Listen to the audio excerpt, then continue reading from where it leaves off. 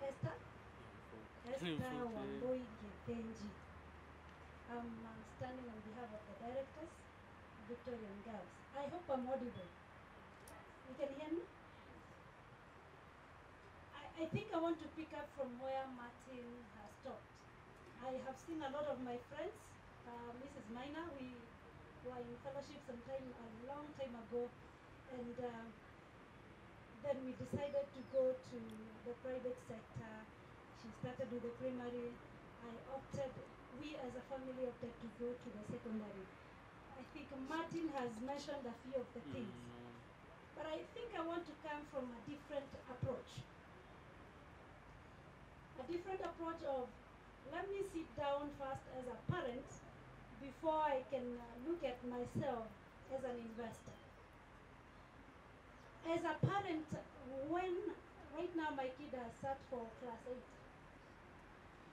When I am a parent and I was called in February, March to go for selection, when I went to, because my kid also, like I'm saying, like I am another Martin. My kid is in a private primary school. When I went there, and Martin and everyone here know, we only get one option. We get a whole list from the government.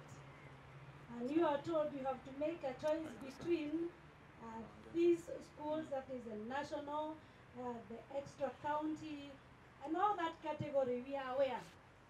I don't remember at any one point anybody ever mentioning to me, apart from this category now, we have these other ones where you can think of. So from where I sit as a parent, I see the private, ourselves, we are our own problem. Because from where I sit as a parent, I may not be aware what is on offer. But assume, as a parent, I had this option, a whole list from the government, and then somewhere else, there was another option where even if I don't select, at least I'm aware. What we are lacking is, from the parent, we are not informed. The strength of that we are training these kids to be able to go to the government schools. Martin probably has forgotten to mention something. If you weaknesses, our triangle becomes smaller. We have an apex facing upward. But in the secondary section, it is an inverted triangle, where, because most of the kids never came in Form 1 and Form 2, he will tell you in Form 3 and Form 4, we start getting numbers. Why? There is a problem. They went out there, were not able to fit, then they came, and by the time they are coming, it is a different story. What would happen if we were able to have, instead of such a thing, it was straight up? We would save on time, we would save on money for the parent and for the kid. That is why Martin's daughter would not have complained about 4 years. That is why our MC would not still be feeling like something went wrong. We need to start right now and say, can we have partnerships? And I think one of the issues we've been having, and somebody keep on asking, the first question you ever ask somebody, why are you not giving me kids from your school? They will ask you, how many marks do you take? And sometimes I get a bit disturbed. Are all the kids the same? Don't we have kids who are weaker kids, kids who are average kids, kids who are strong kids in our schools? Why can't we be honest with ourselves? Even as we grow our primary schools, let's be very honest. Let's be accommodative. Let's know the kid with 300 marks is good. The kid with 200 marks is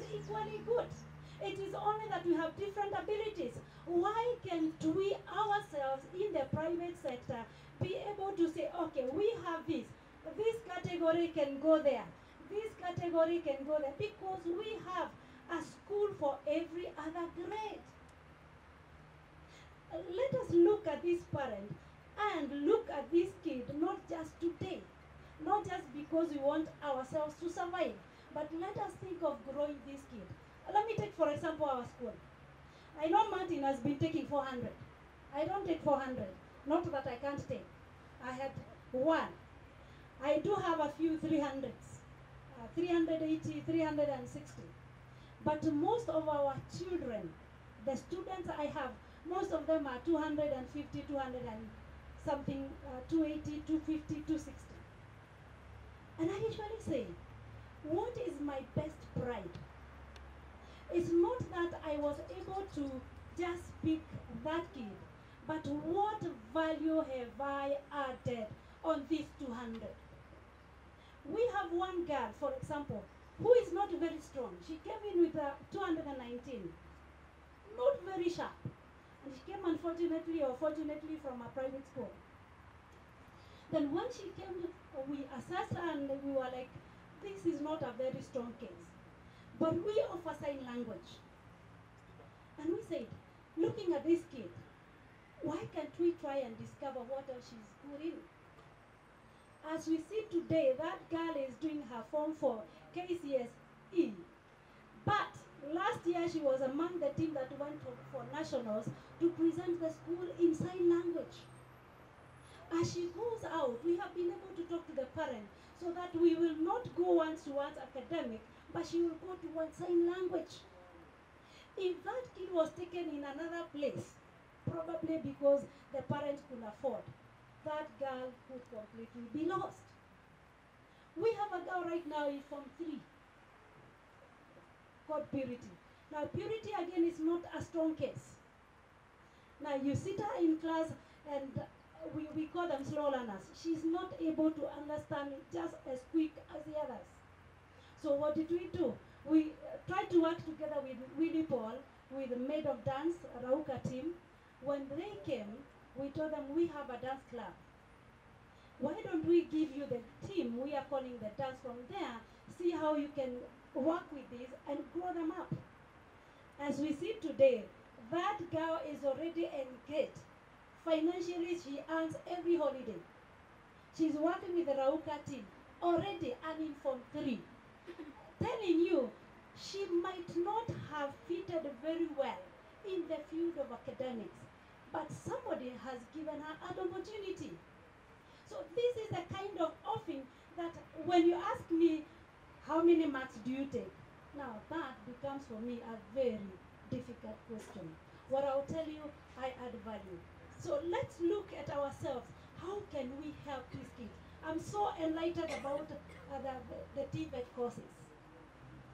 Last week we had one of our girls graduating from a college, a tertiary college. When she came to us, she's called Brenda. She was frustrated because after class 8, the parents started telling her they are not so interested in her. She got 189 marks and she can't be admitted. It's a waste of resources. Now we said, no, Brenda, what you do, bring her to us. Now when Brenda came, we had first of all to do what you call counseling. Then we do a lot of self-esteem. By the time Brenda left our Form 4, she was a D+. Now the parent again said, this is a waste of resources. We said, no, wait. What we need is to identify the right career for this girl. She said, I want to go into catering. So she started at the certificate level. And last week she graduated with a diploma. And then she's pursuing a degree. We have one who is already admitted for a degree course in Canada. But assume that girl didn't get a chance. Simply because somebody felt she had failed in class 8. Let's be honest. Let's look at our kids. Let's look at all of them in class 8 and say, now you can go here, you can go here, but all of you are equally important. Please, let's encourage one another. Let's support one another so that we can grow them. Let's look at the kid, the future, not just because there's some little money, but because we are concerned. And I will leave this. If you look at the job market, and this is a challenge I want to throw, especially to us. If you look look at most employers right now, most of the people with big companies, they are not the A materials. I hope I'm saying the right